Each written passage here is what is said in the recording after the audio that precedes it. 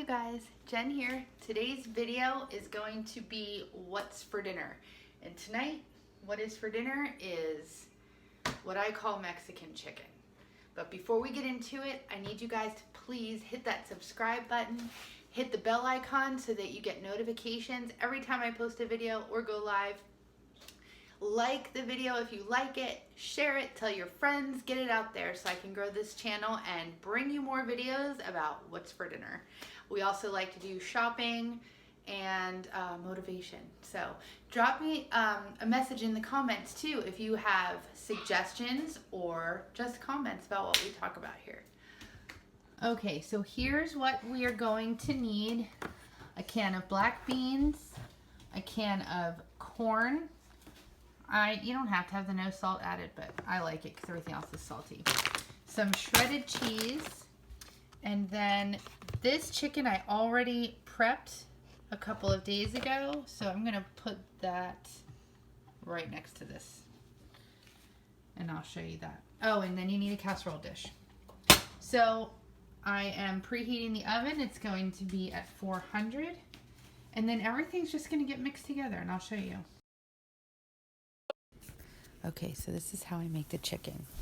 I'm just dumping some salsa into my Instant Pot. Well, it's actually a Ninja, but you know what I mean, like a pressure cooker. That's going to be part of my liquid. I'm also going to grab some diced tomatoes in water. I won't drain them, and I'll just dump them all into the pan or the pot here. Right now, I'm setting the pressure on high. And I think I set it for 25 minutes. I do that in the beginning because it takes a while for it to come to pressure. So it can be heating up while I'm putting the stuff in there so it doesn't feel like it takes quite as long. It takes the same amount of time. But it's like preheating your oven. You want to get the heat going right away so that you're not waiting forever for it to come up to pressure. Kind of like we're waiting forever right now for me to put the tomatoes into the cooker. Okay, so the next thing will be the chicken. I'm just going to throw in 2 chicken breasts, and that will be plenty because it's going to be shredded up and added with other things. And then I will set the pressure. There's the chicken. And I will set the pressure at high. Well, it is set on high. And I will put the pressure lid on, and then cook it for 25 minutes. I will slow release it for at least 10 minutes. And then I can open it back up. Okay, you also have to make sure that that valve is closed so that the steam isn't released. And then you just forget about it. All right, chicken's done. I recommend using some sort of a pot holder or something because this is really hot. I'm dumping the chicken mixture into my KitchenAid mixer bowl and burning my hands. And then I'm just going to take it over to the KitchenAid in order to shred it. I find it's the easiest way to shred chicken. Maybe not so much when I have the camera in my hand and trying to do it one-handed. It's definitely easier than I am making it look right now. I think I set down the camera, so just bear with me. Yeah, I gave up on that, trying to hold the camera and shred the chicken. Now, my KitchenAid has like 2 settings. It's like fast and faster, so you have to be careful if yours is like that too. Because it tends to splash. I'm sure I got hit with a little bit of this hot liquid, but once it starts shredding, it's fine. And it mixes all together. You know, I could have also thrown some cream cheese in here. It would have been really good, but I didn't. I mean, it's good without, but just watching this now, I thought, oh, I could have just thrown in some cream cheese. It would have made it a little thicker and creamier, that's all. But there it is, chicken for dinner. Okay, so I'm going to take the chicken that I already have shredded and prepared, And like you saw in the video, I like to shred the chicken in the KitchenAid. I think that's like the easiest way to do it. And I am going to drain these black beans, so I'll do that over there. Drain the black beans right in this. Okay, thanks, Sean. Because I have enough liquid.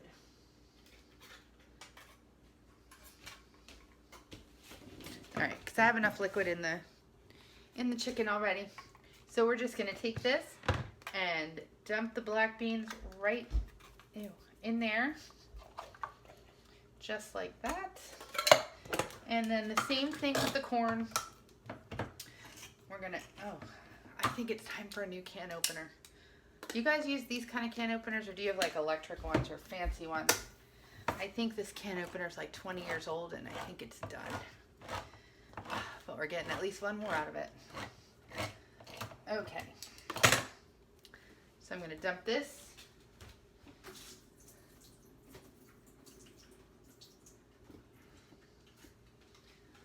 All right, drain the corn and dump it in here.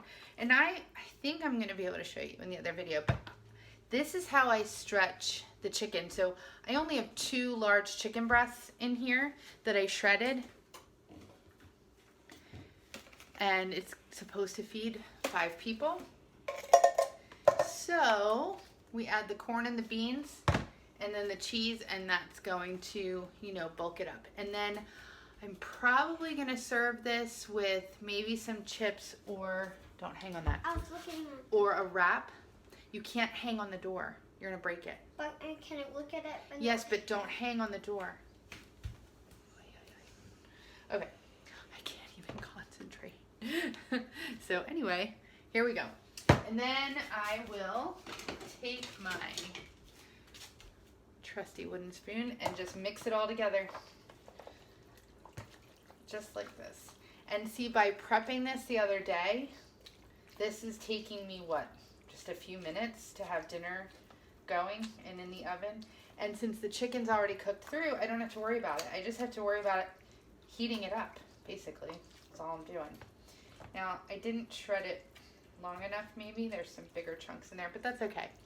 So, all mixed together.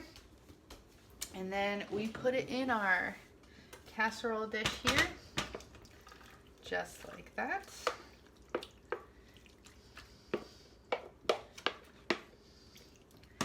And do you see how just two chicken breasts fill the whole casserole dish? May even have leftovers. All right, pack that down in there.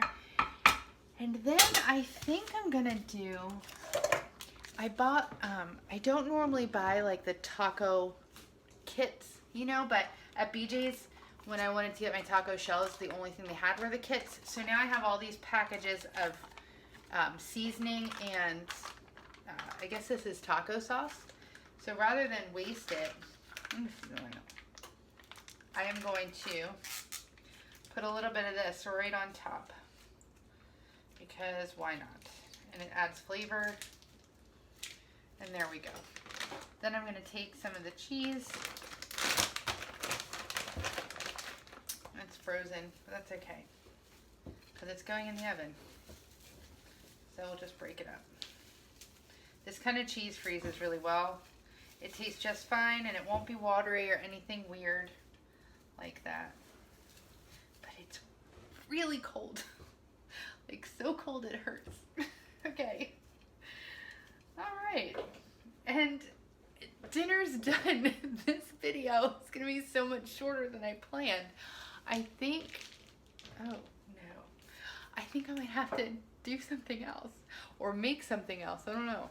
But anyway, I'll show you when it comes out of the oven. And here it is. Hot and bubbly and cheesy and ready for some chips or tortillas. And dinner is served.